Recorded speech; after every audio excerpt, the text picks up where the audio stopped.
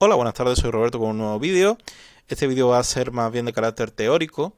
Voy a tratar algunos conceptos básicos de cómo Java manipula las bases de datos para luego en los próximos vídeos pues, poder adentrarnos en la parte práctica que es realmente la más interesante. ¿Qué es una base de datos? Bueno, pues para quien no lo sepa, una base de datos es una forma estructurada de presentar la información. Nosotros podemos manipular esas bases de datos a través de un software llamado DBMS, Database Management System. Vamos a ver un ejemplo de DBMS en el próximo vídeo. Y bueno, estos software, pues, por ejemplo, puede ser SQL Server o MySQL y nos permite pues realizar, por ejemplo, consultas directamente a la base de datos, crear la base de datos y demás, ¿no? Nosotros lo hacemos a través de un lenguaje de consulta llamado SQL. SQL es más que un lenguaje, es un estándar, por así decirlo, porque luego veremos que puede haber cambios dependiendo del tipo de base de datos que estemos utilizando, porque existen dialectos de SQL y son incompatibles entre sí en algunas de sus funciones, con lo cual siempre hay que tener esto presente porque dependiendo de la base de datos que vayamos a utilizar, tendremos que utilizar un dialecto de SQL u otro.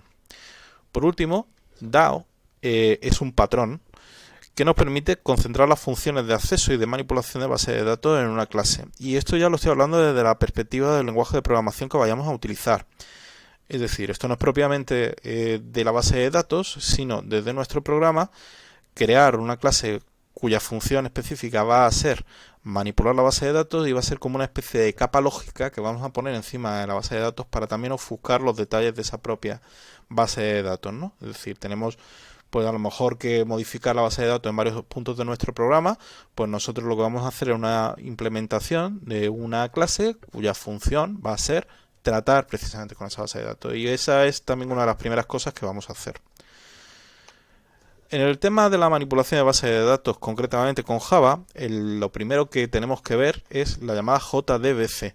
¿Qué es JDBC? Bueno, es la API de Java que nos permite manipular de la forma clásica nuestra base de datos. Es decir, si hemos dicho que con los DBMS podríamos hacer nosotros, escribíamos consultas, las mandábamos y recibíamos la información, pues con JDBC pasa algo un poco parecido. Nosotros vamos a hacer la conexión con nuestra base de datos, ya se verá cómo, y cuando ya estemos conectados con esa base de datos, lo siguiente que vamos a hacer es, vamos a llenar una variable de tipo string con la consulta que queremos hacer, la vamos a enviar, vamos a recibir la información y la vamos a presentar. ¿Vale? Entonces, JDBC lo que define son métodos para conectar con la base de datos y para formular y para enviar consultas. Sin embargo, JDBC no es la única opción. Existen los llamados ORM. ORM, sus siglas significan Object Relational Mapping. Y se trata, como su propio nombre indica, de una técnica que hace corresponder filas de una tabla con objetos de Java. Es decir, tenemos lo que sería un mapeado. Tenemos por un lado la base de datos donde cada fila pues, representa un registro y ese registro lo podemos hacer corresponder, lo podemos hacer que haya una relación 1-1 con objetos clásicos de Java, con sus getters, sus setters y demás. Dentro de la ORM, JPA, que es Java Persistent API, sería a lo que corresponde a las iniciales, es el estándar ORM de Java. Es decir, dentro de Java, pues para nosotros poder hacer un ORM nos dicen que lo tenemos que hacer de esta forma. Y JPA lo han implementado pues, muchos frameworks, pero el más famoso sin duda es Hibernate. Hibernate es un framework de Java que implementa JPA y que permite ese mapeo del que hemos estado hablando pues mediante configuración y mediante anotaciones, de la misma manera que lo hace Spring. Vamos a ver las anotaciones de Hibernate cuando entremos con el tema de los ORMs.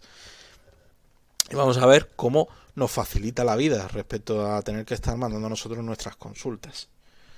Por último, y lo pongo así un poco en transversal, tenemos Spring Data. Spring Data es un módulo de Spring y si está fuera es porque a pesar de que Spring Data su nombre completo es Spring Data JPA, no solo sirve para, digamos, completar Hibernate, porque lo que añade son unas cuantas anotaciones que también nos van a ser muy útiles. Y de hecho podemos utilizarlo como si fuera una implementación del JPA, sino que también tenemos métodos, tenemos funciones para tratar con la JDBC directamente. Así que por eso está un poquito fuera. Bueno, ya en el próximo vídeo iremos viendo estos temas con un poquito más de profundidad.